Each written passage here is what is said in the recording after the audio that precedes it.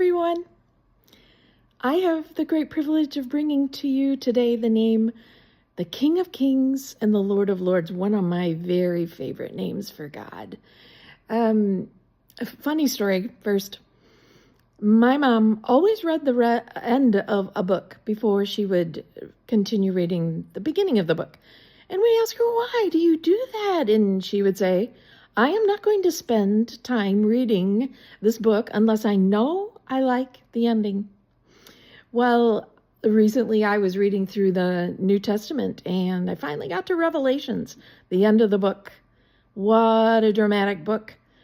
And when you get to chapter 19, nearly at the end, we find that there is a rider called Faithful and True, riding in on a white horse. He is wearing a robe and many crowns. His robe is dipped in blood, and written on his robe and down his thigh is the name, King of Kings and Lord of Lords. What a scene. And I've been thinking about when I get there. If I'm given a crown of righteousness, will I keep it? No, I'm going to cast it at the feet of Jesus, the King of Kings and the Lord of Lords.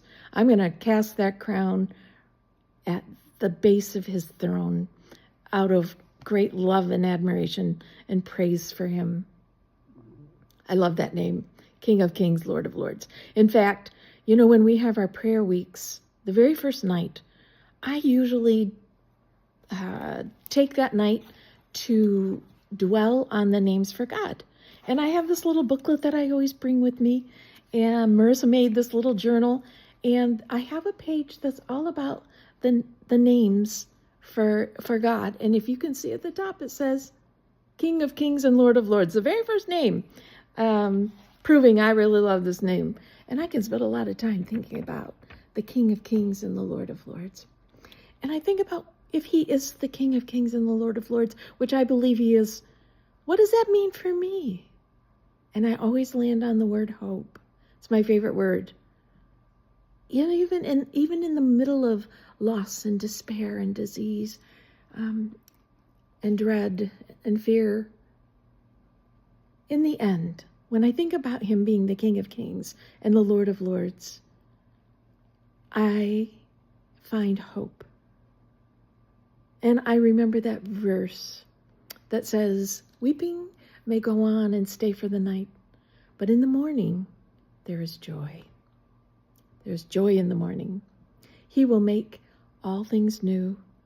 He will take what's been broken and make it right. That's wonderful hope in my mind. So, may you be filled with joy at the thought that we serve the King of Kings and the Lord of Lords. If you read the back of the book, you find out we win.